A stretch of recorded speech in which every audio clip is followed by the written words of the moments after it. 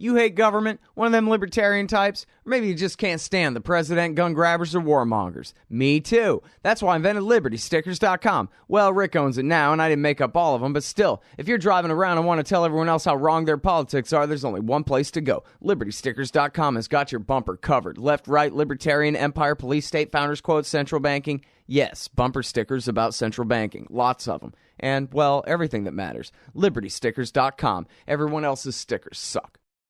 All right, you guys, Scott Horton Show. ScottHorton.org/interviews. 4,400 something interviews for you there, going back to 2003.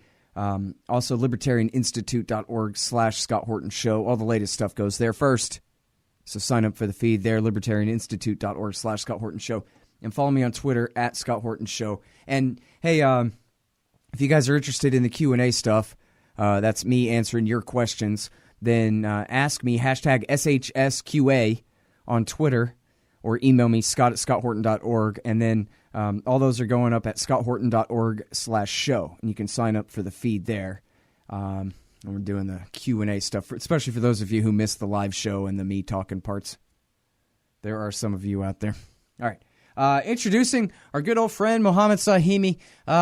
It must be nice, Mohammed, to not feel like you have to debunk lies about the Iranian nuclear program day after day for a change. Am I right? It is perfect. It is perfectly a relief not to be on alert all the time and just write articles revealing all the lies and exaggerations about Iran's nuclear program. Unfortunately, that has left the scene for now, at least. So there are other important things to write about and talk about. Right. Well, and of course, the lies about the nuclear program never go all the way away, so we have to be vigilant. But, yeah, no, it's really great to read your insight. This great article, everybody, is at the Huffington Post, and I don't know if we already ran it at antiwar.com or we're going to, or I think we're linking to it today, or we're running it as original. I can't keep track anymore, but it's definitely at Huffington Post. It's called Iran's Deep State Could Unseat Rouhani. That's the current president of Iran.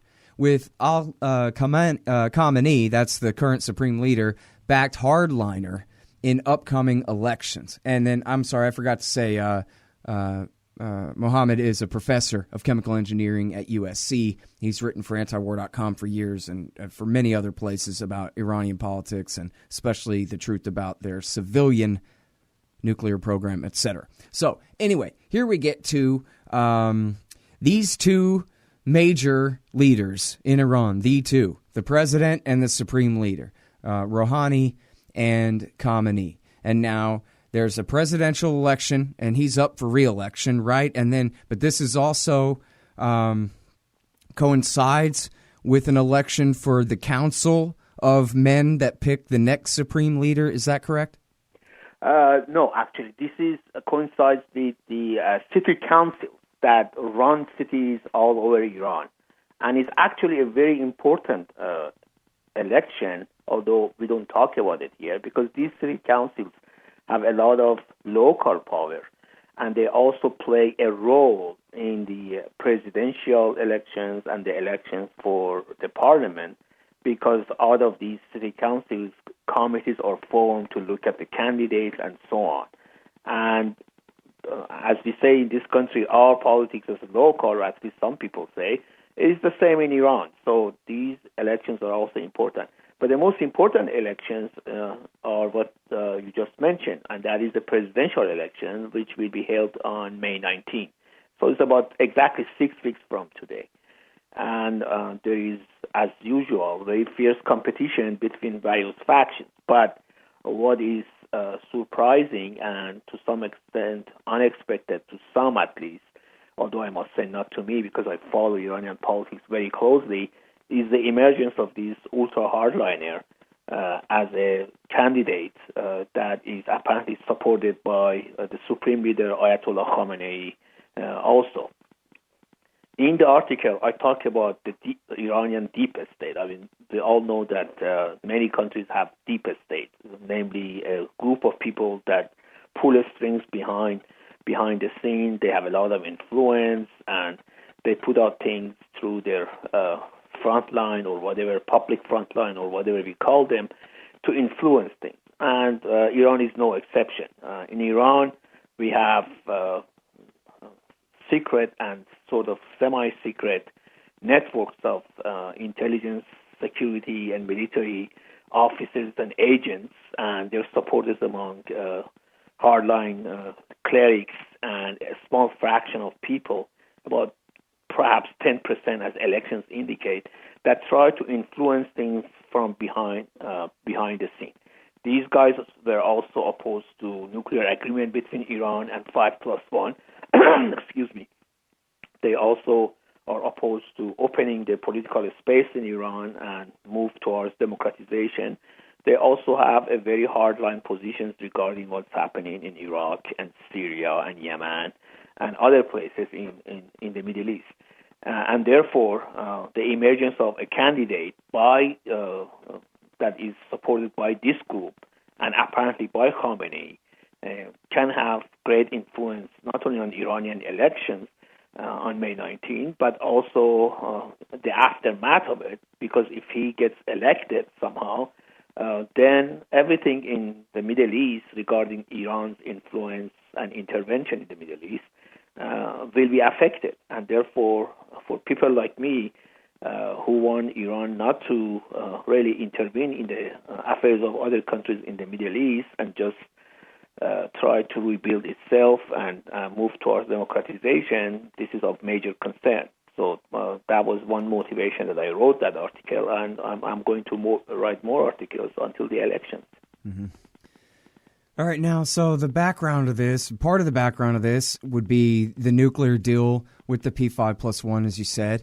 And I guess, well, a couple of questions. The first one would be, just how much the nuclear deal, the politics of the nuclear deal have to do with, the kind of overall sentiment in the country, whether they're leaning more toward Rouhani, the president, and people in his faction, or in other words, if they feel like they're not getting the results from the nuclear deal that they thought they would get in terms of sanctions and economic relief, then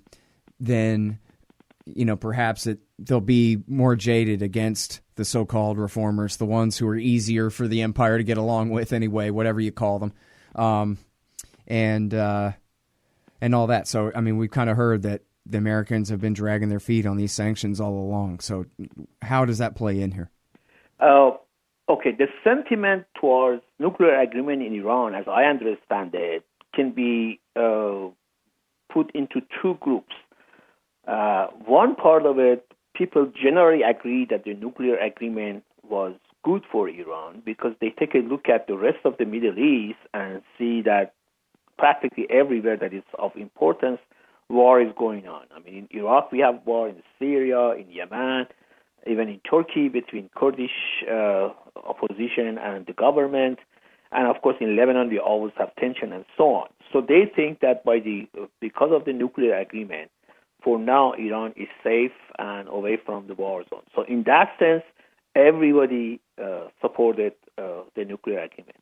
The other part of it was the economic relief that people expected to get from the nuclear agreement.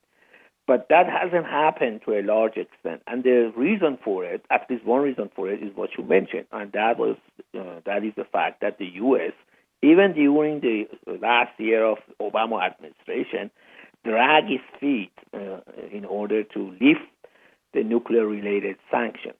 At the same time, these economic sanctions were very complex.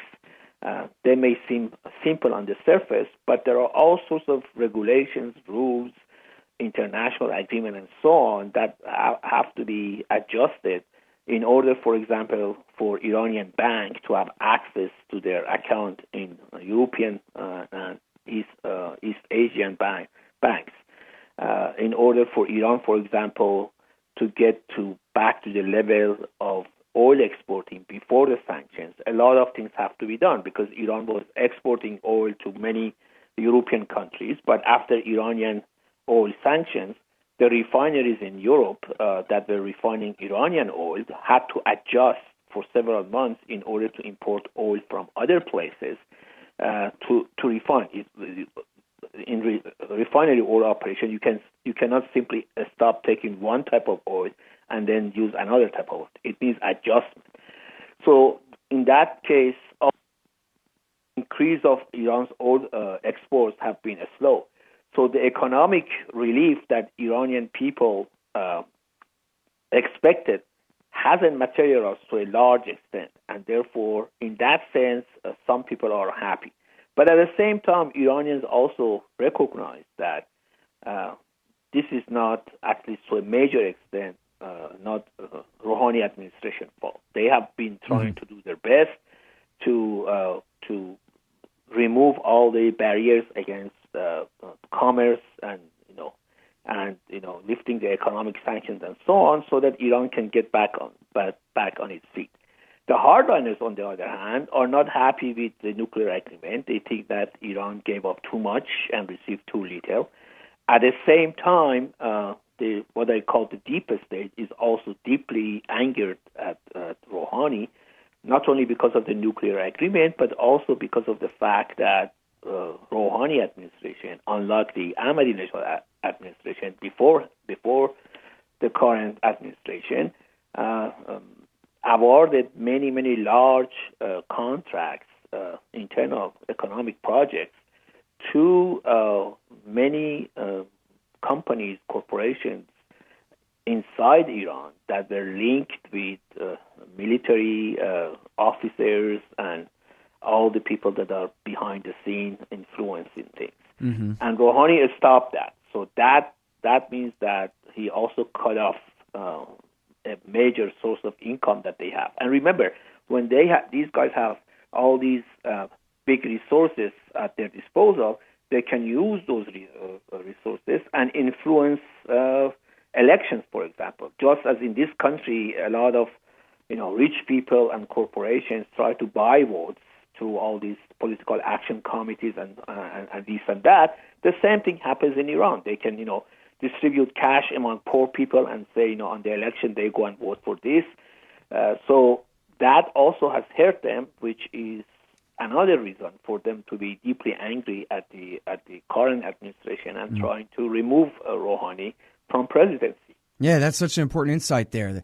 Not only is war and conflict the health of the state, it's the health of the worst parts of the state. So just as you and I spoke about for years, Mohammed, that guess who's benefiting from the sanctions regime inside Iran while the regular people suffer? The Quds Force and the Revolutionary Guard Corps and all the most right-wing reactionary secret police in the country, they're the ones who run the black markets, of course. They're they're the gangsters at the top of the pyramid, so they control all this underworld activity. So by legalizing trade, basically, by lifting the sanctions, what you're saying is, by making this deal to get the sanctions lifted, you're saying the current president of Iran has angered all these underworld actors, all the worst people on the Iranian government right that we would very much like to see lose. He made them lose, but now he's getting a reaction from them. And we're going to see whether they're going to let him get away with making peace, which costs them personally. I totally agree. As you said, when the Obama administration began imposing sanctions, people like you, myself, many other people, we talked about it. I wrote many articles that, these sanctions that you are imposing on Iran will actually make the hardliners stronger, because they use this as an excuse to, first of all, justify their incompetence. Secondly, use it for their economic benefit. The black market in Iran was vast during the sanction regime. They control their own routes for importing things illegally from outside world. They benefited greatly. At that time, it was estimated that about 90% of Iran's black market is controlled by entities that were linked to hardliners, to these underground militant organizations, and so on. And about 60% of the official economy that was controlled by the government was also controlled by these guys because Ahmadinejad was basically one of them. So under the excuse that we have sanctions, so we have to rely on our own people and so on, he granted, without any bidding or any competition, large projects to these guys. Now, all of it, or at least most of it, is gone now. And therefore, these people have reacted. They are very angry, and therefore they want to remove Rouhani. Now, let me just point out here that for a guy like me, it's not that Rouhani is the ideal candidate. Of course not. If I were in Iran and Iran was a democracy, I would never vote for Rouhani. But just like everywhere else, including in this country, you always vote between bad and worse, or worse and the worst. So between Rouhani, who believes in a moderate foreign policy and tries to open up Iran to some extent and have better relationship with Iran's neighbors and so on, and the hardliners who want to continue suppressing Iranian people and control all aspects of national economy and social life and so on, I would definitely prefer a guy like Rouhani. So it is a question of which one will help better for a better future for Iranian people in the long run. Mm-hmm. And under present condition, Rouhani is, of course, the better candidate. Right. Well, and this is, really crystallizes the fact that the moderates, the quote-unquote moderates, the ones who, look good on TV and can deal with Americans on a level that doesn't make them too upset or whatever, those are always considered the enemy, the paramount enemy in Iran by the hawks in Washington, D.C. They need a regime full of Ahmadinejads. They don't want a bunch of Rouhanis and Zarifs who went to college in America and like to make deals and like to double extra prove beyond any historical precedent just how peaceful the nature of their civilian nuclear program is. You listen to the people like John Bolton. They said, well, the reason we were abusing the Iranians with all these false accusations is because we were trying to get them to renounce the Non-Proliferation Treaty and their safeguards agreement with the IAEA and kick the IAEA out of the country. We were trying to foment a crisis that would at least make it look like they had decided to go ahead and pursue nukes, because then we could go ahead and attack them. Exactly. And it's amazing how similar the views of hardliner in Tehran are similar to the views of hardliners in Washington. Hardliners in Tehran don't want any nuclear agreement, don't want any relationship with, certainly with the West, and they always want to be on a confrontational stance. They also have this, extreme rhetoric about Israel, and as much as I oppose Israel's, policies towards Palestinians, I think that the rhetoric that Iranian hardliners, and even their test, the missile test that they have to a large extent, is basically the manifestation of what they want. They want the country to be always on a war footing. They always want to be in a confrontational mode and a stance, so that under the guise of threat to national security, they can control everything.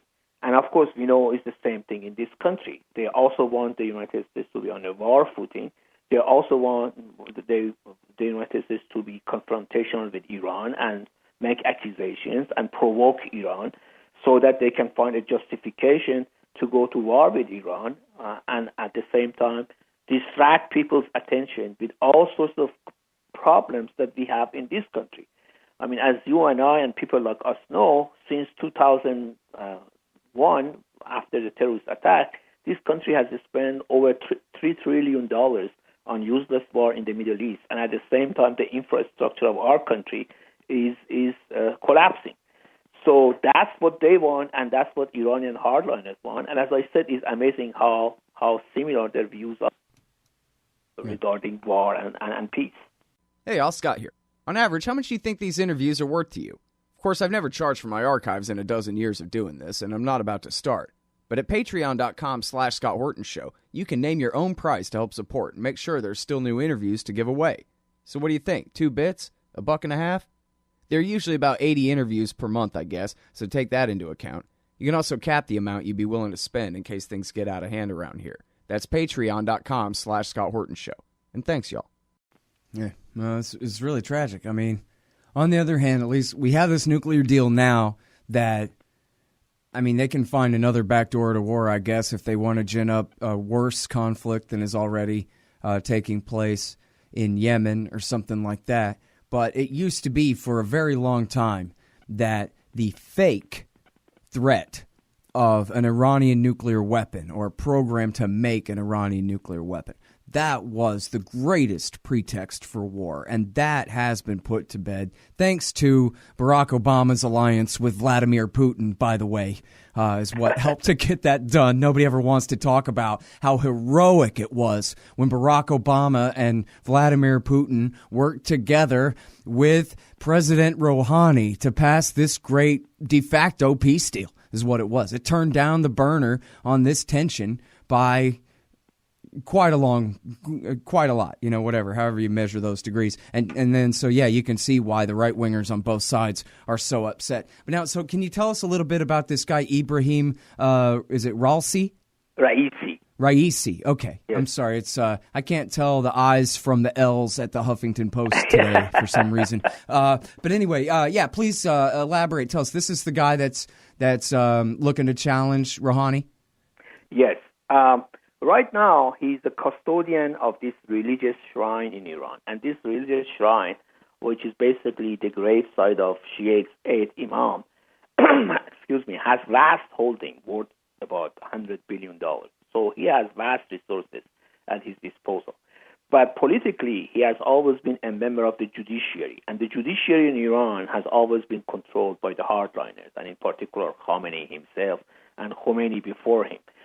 And he has had a very major role in suppressing all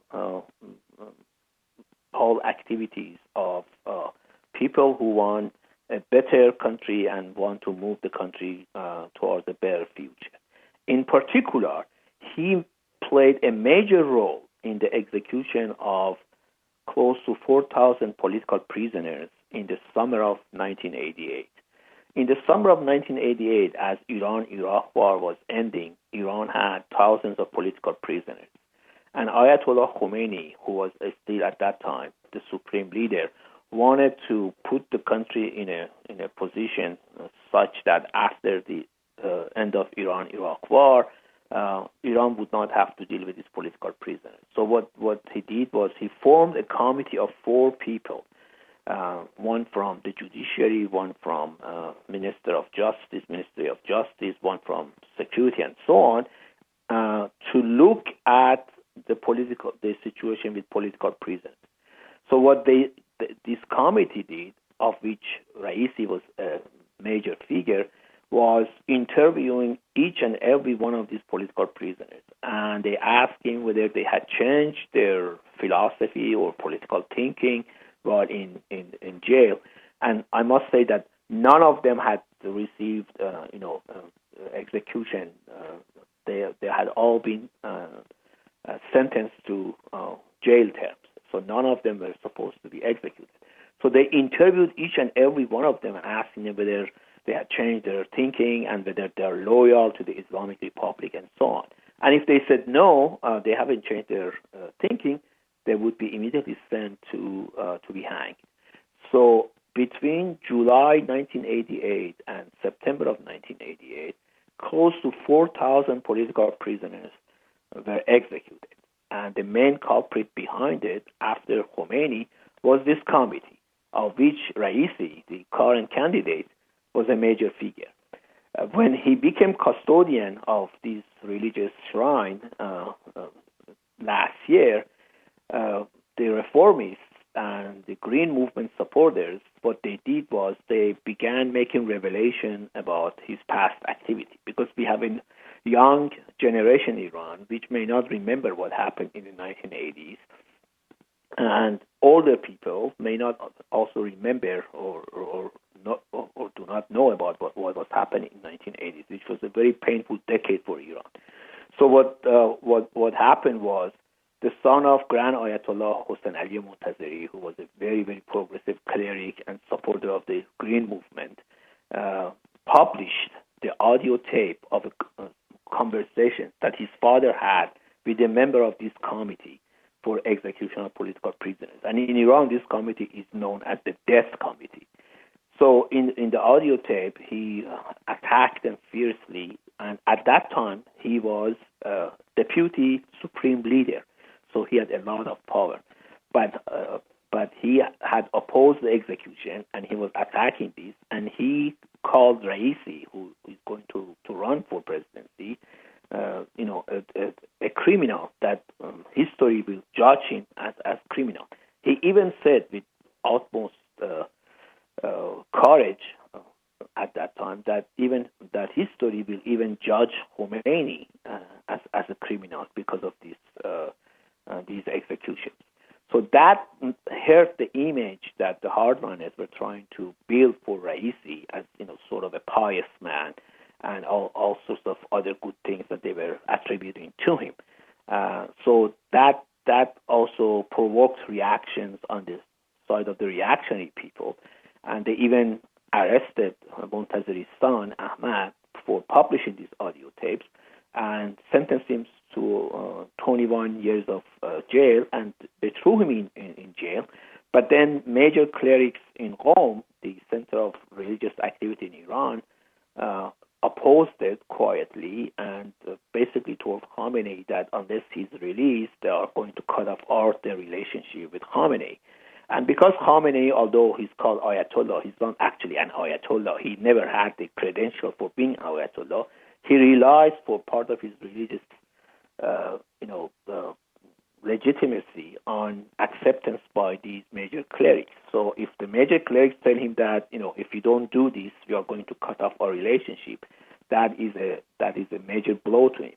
So he immediately ordered his release, Montazeri's son, from jail. So he's free now, but that hurt Raisi's image.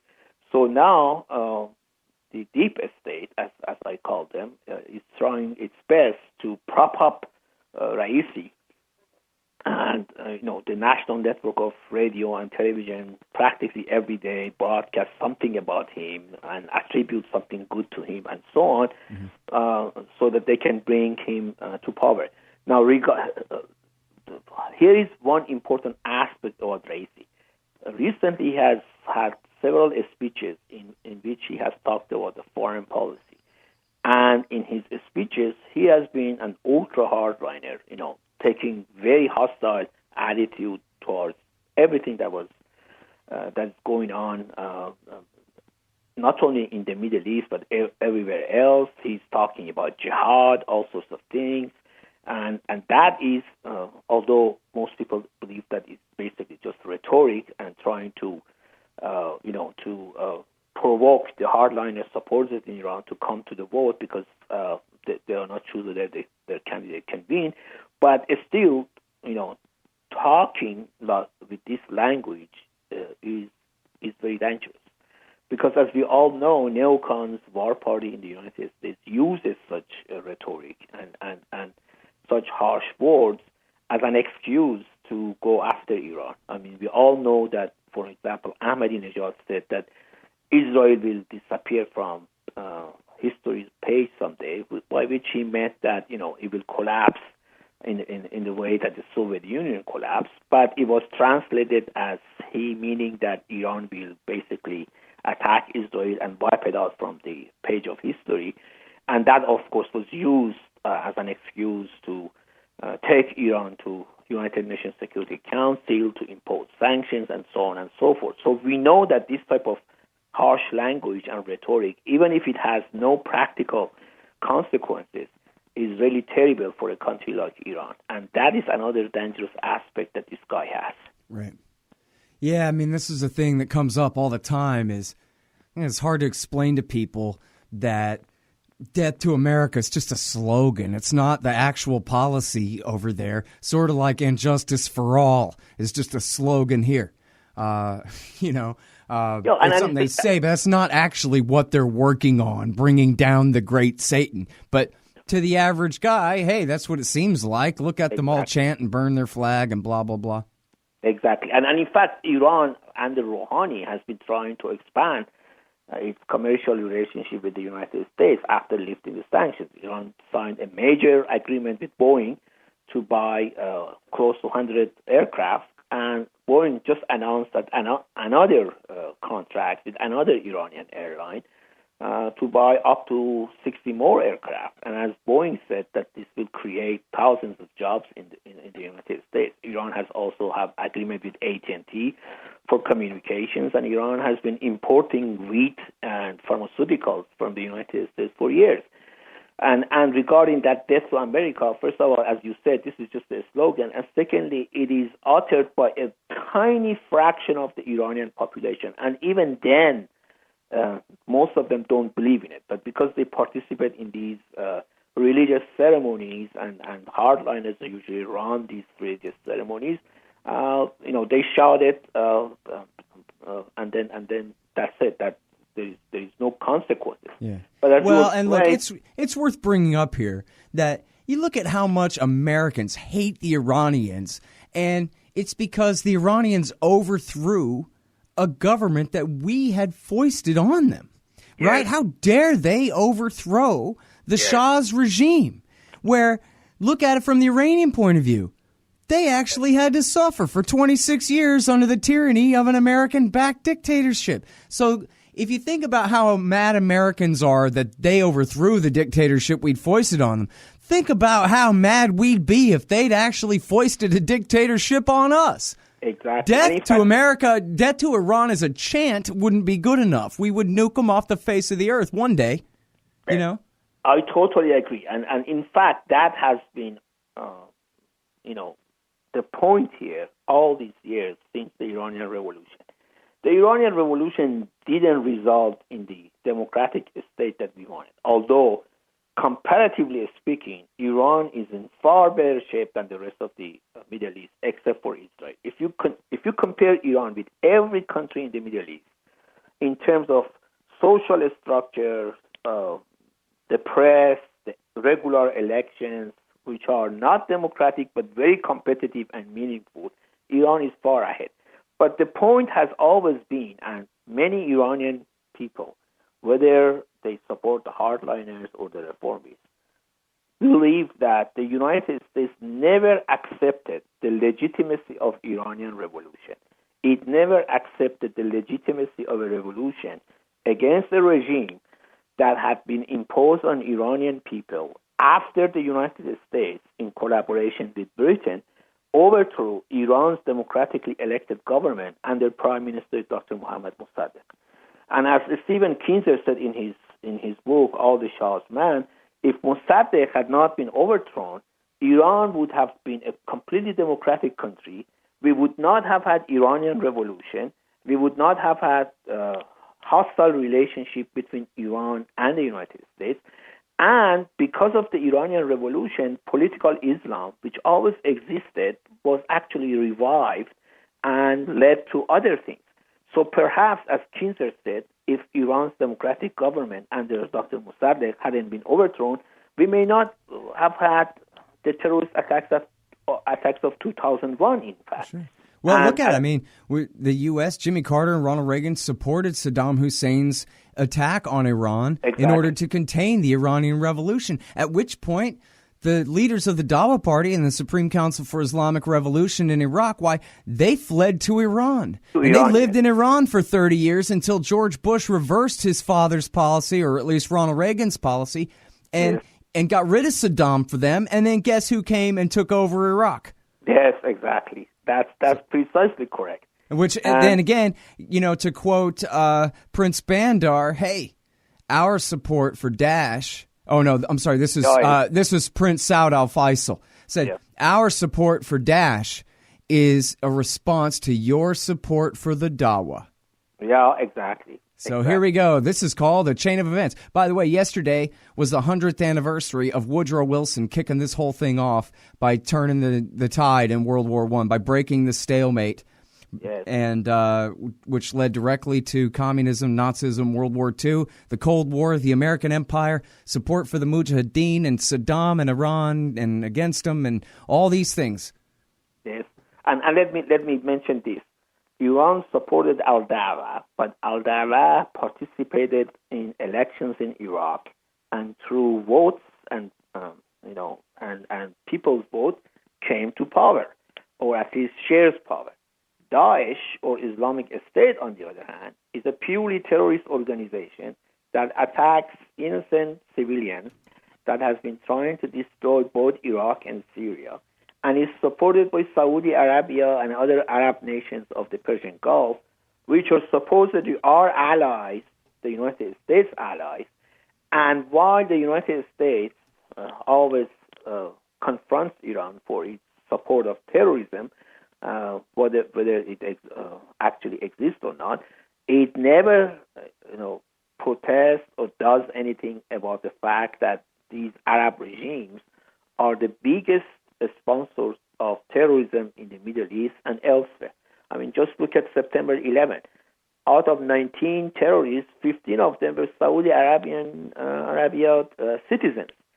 All these leadership of Islamic State, Daesh, as we say in Arabic and Persian, are either citizens of Saudi Arabia or Jordan or Qatar or Emirat and so on. They're all Arab states in that region. And but we never do anything. At the same time, while we are protesting Iran's support of Syrian government and also not mentioning that if Iran were not there, Daesh or Islamic State would probably have taken over Baghdad, the capital of Iraq, we are supporting Saudi Arabia crimes in Yemen by giving it arms, by giving it logistical support.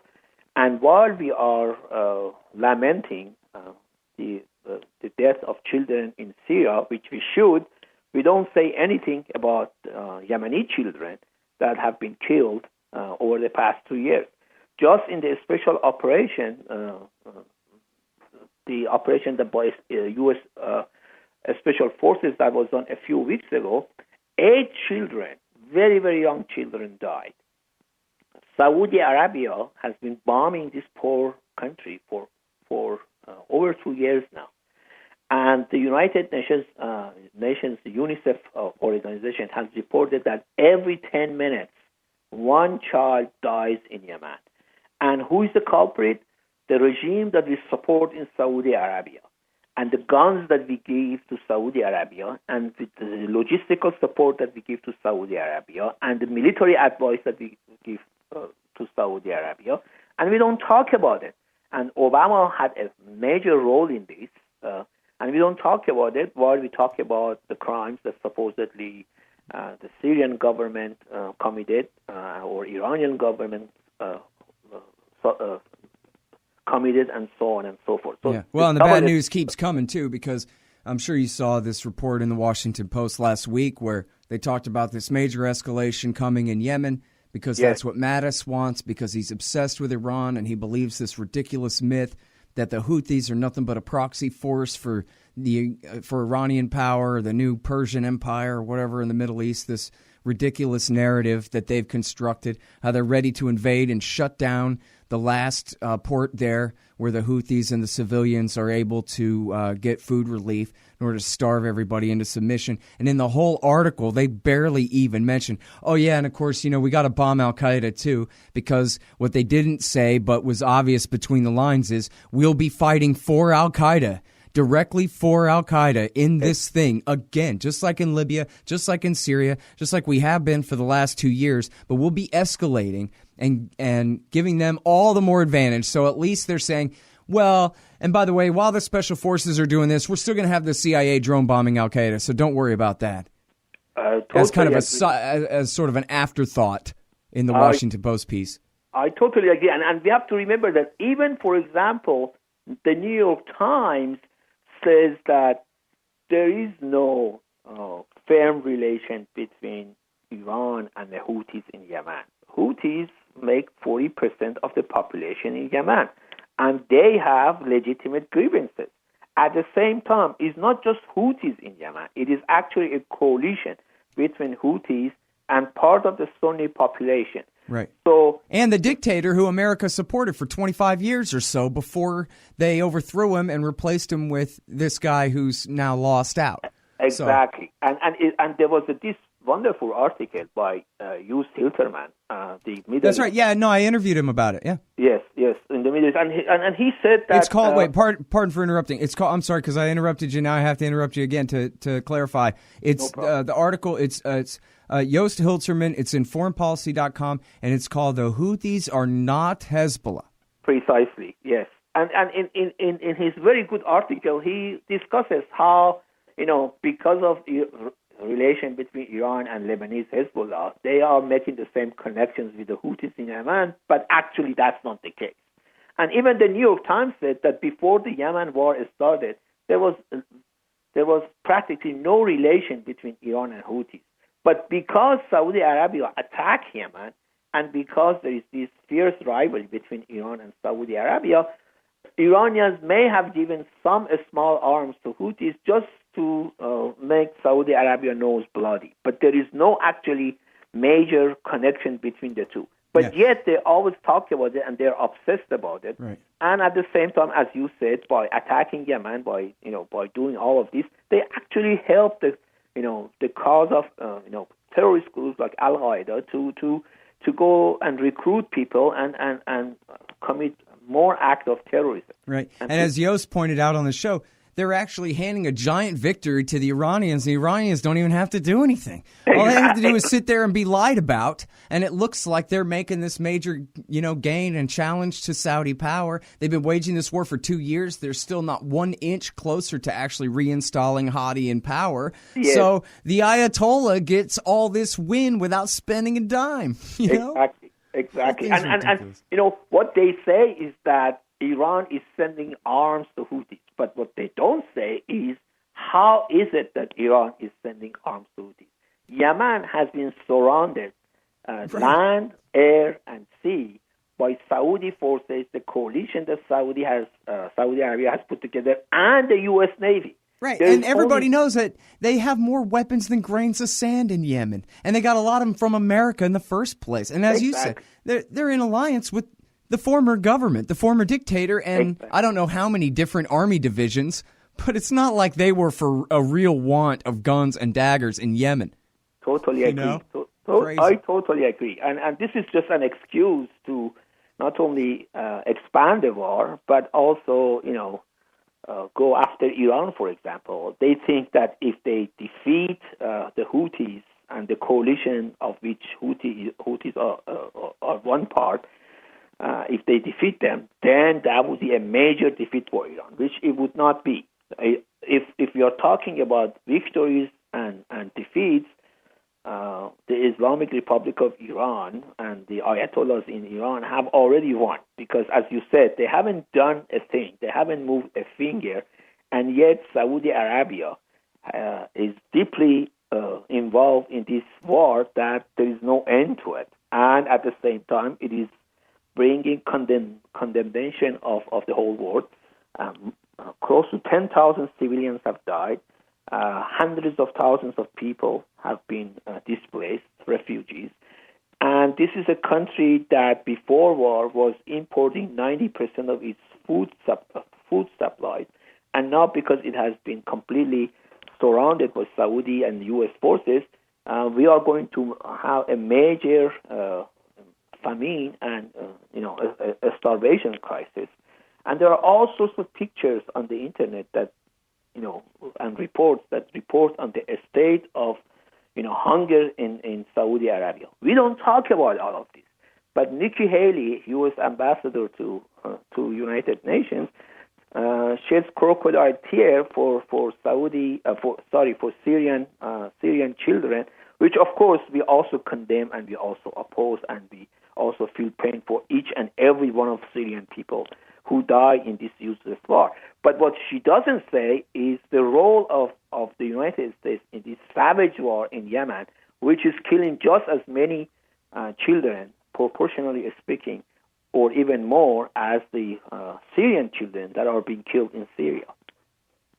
All right, thank you so much for coming back on the show, Mohammed. It's always great to talk to you. It is a pleasure to be in your program, Scott.